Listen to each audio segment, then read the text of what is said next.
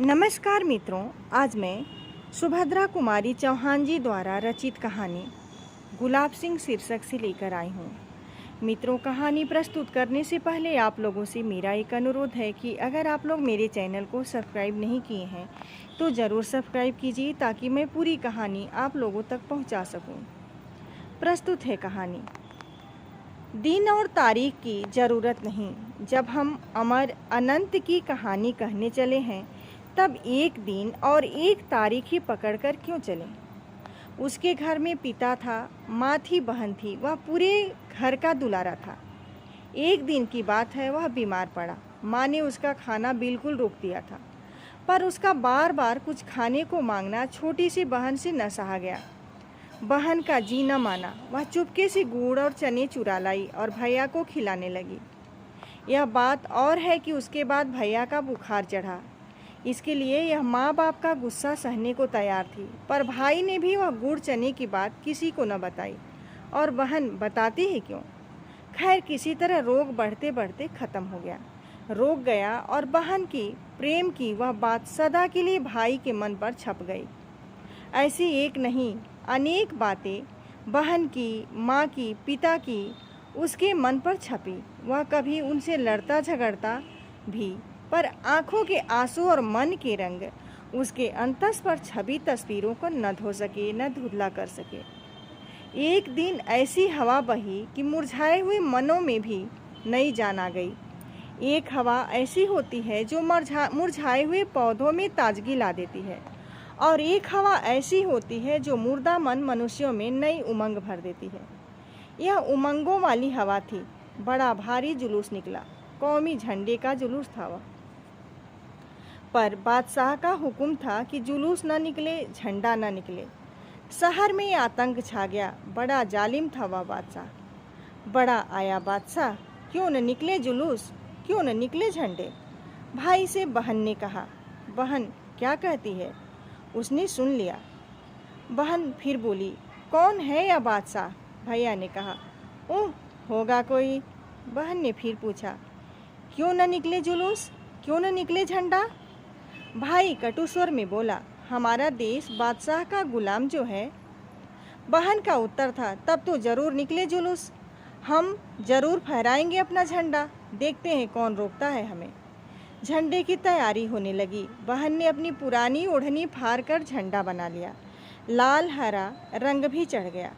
भाई ने उसे अपने खेलने के डंडे में बांध लिया। झंडा तैयार था।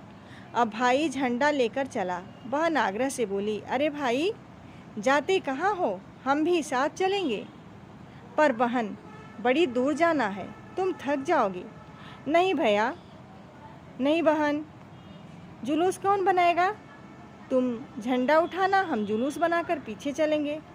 नहीं रानी, तुम जुलूस नहीं, तुम एक काम करो, हमें रोली का तिलक लगाकर विदा करो, जैसे राजकुमारी अपने भाई राजकुमार को विदा करती है।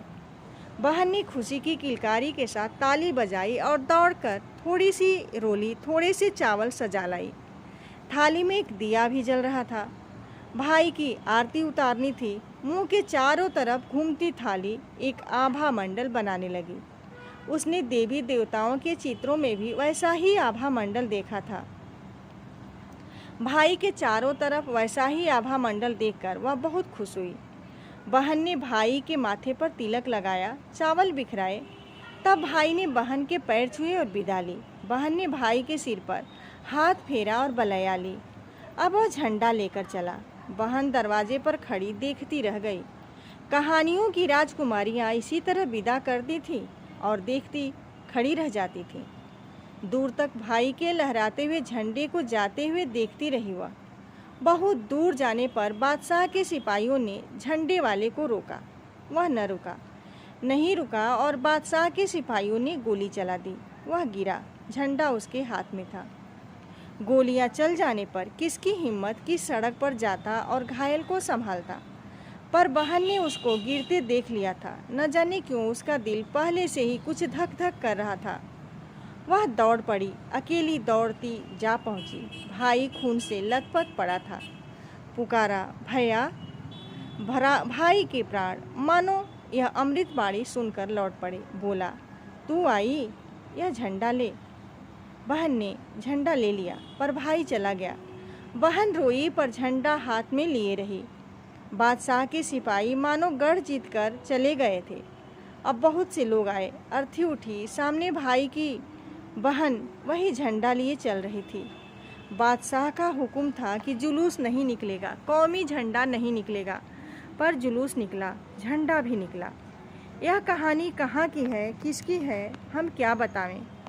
यह फ्रांस की राज्य क्रांति की हो सकती है, यह रूस की राज्य क्रांति की हो सकती है, यह हिंदुस्तान की सन 42 की क्रांति की भी हो सकती है, क्योंकि यह घटना चिरंतर है, अनंत है। यह जैसे पेरिस में, मास्को में, वैसे जबलपुर में हो सकती है। जबलपुर में तो क्या उस वीर बालक का नाम गुलाब सिंह हो सकता है। मित्रों, अगर यह कहानी पसंद आई हो तो आप लाइक कमेंट ज़रूर कीजिएगा। धन्यवाद।